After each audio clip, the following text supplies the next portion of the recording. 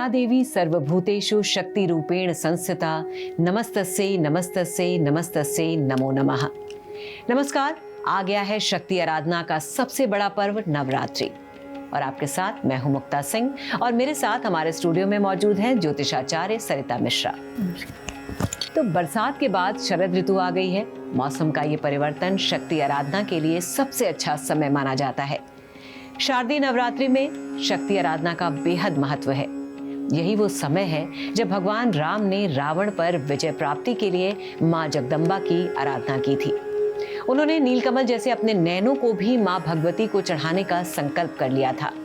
बुराई पर अच्छाई की विजय की जीत के लिए आज भी देश दुनिया में माँ जगदम्बा की आराधना की जाती है। नवरात्र में माँ के 9 रूपों की पूजा होती है। क्या है इनकी पूजा का विधान और किस पूजा से क्या फल मिलता है, आइए जानते हैं ज्योतिषाचार्य सरिता मिश्रा जी से। तो सरिता जी, पहले तो ये बताइए, जो चीजें मैंने कही क्या वो सही बताया मैंने? बिल्कुल, आपने सब कुछ सही कहा है। ये 9 देवियों का रूप है जो नवरात्रों में हम सब देखते हैं और पूजते हैं। पहला जो रूप है वो है माँ शैलपुत्री, जो कि हिमालय देव की पुत्री हैं, इसीलिए उनका नाम शैलपुत्री रखा गया है। माँ के हाथों को अगर आप ध्यान से देखेंगे तो एक हाथ में उनके त्रिशूल रहता है और एक हाथ में सफ़ेद कमल। तो माँ शैलपुत्री जो है वो आपको शक्ति और धैर्य के रिप्रेजेंट करती हुई दिखाई देंगी। इसलिए माँ शक्ति शैलपुत्री का आप फर्स्ट डे पूजा आराधना करें। माँ शैलपुत्री के लिए कलश स्थापना करें। सबसे पहले एक पट्टा बिछाएं, पट्टे के ऊपर लाल रंग का वस्त्र बिछाएं, उसके ऊपर माँ शैलपुत्री की तस्वीर या मूर्ति स्थापित करें। कलश स्थापना करें, घी का दीपक जलाएं, घी के दीपक में 2 लौंग अवश्य डालें।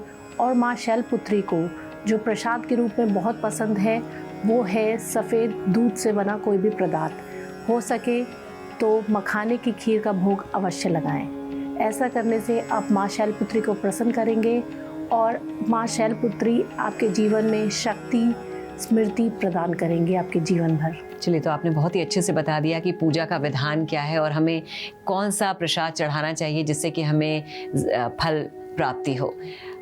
किन खास बातों का ध्यान रखना चाहिए जब आप माँ शैलपुत्री की पूजा कर रहे हैं? तो देखिए, खास बातें तो यही है कि बेसिक चीज़ें हों। सुबह जल्दी उठें, नहाएं, स्वच्छ वस्त्र धारण करें, उसके बाद सुबह जल्दी माता का पूजा अनुष्ठान करें।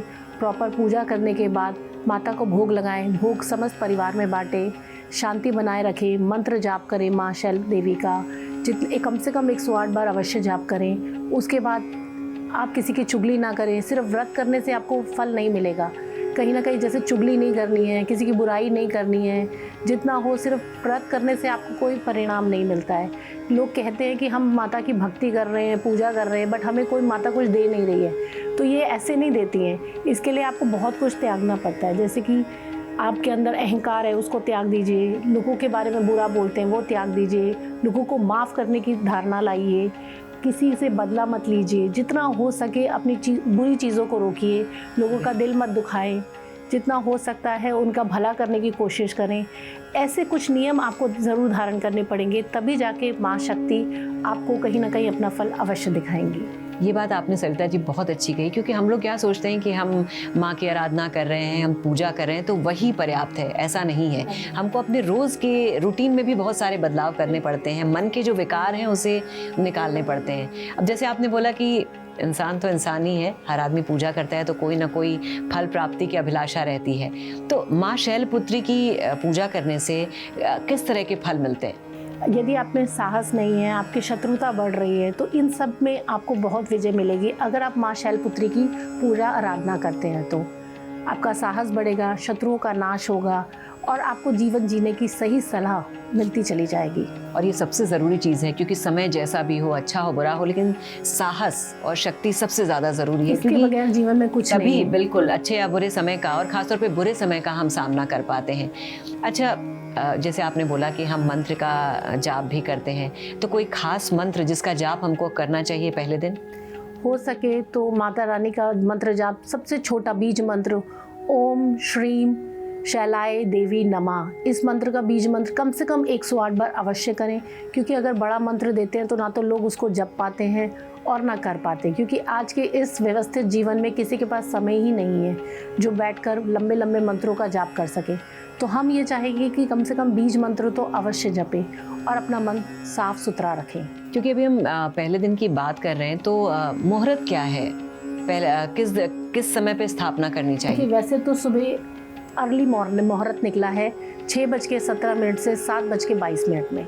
यदि आप इस सुबह सुबह जल्दी कर सकते हैं तो ठीक है, नहीं तो जो अभिजीत मुहूर्त है वो रहेगा 11:15 बजे से लेके 12:30 बजे तक। इस बीच में भी आप अवश्य कर सकते हैं कलश स्थापना और माता रानी की पूजा स्टार्ट। चलिए, तो आपने पहले दिन के बारे में हमें बताया, उस पूजा का विधि विधान बताया, कौन सा मंत्र हमें बोलना चाहिए, किस तरह से पूजा करनी चाहिए। इसके लिए आपका बहुत बहुत धन्यवाद। नमस्कार।